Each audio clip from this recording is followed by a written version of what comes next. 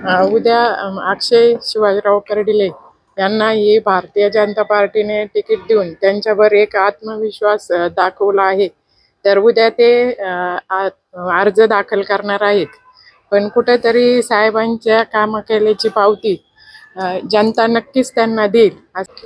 साहेबांनी म्हणजे साहेबांचं जीवन हे लोकांसाठीच होतं आणि त्यांनी राहुरी असो, पाथर्डी असो किंवा जेऊर भागात अनेक मोठ्या प्रमाणात विकास कामे केली आहेत.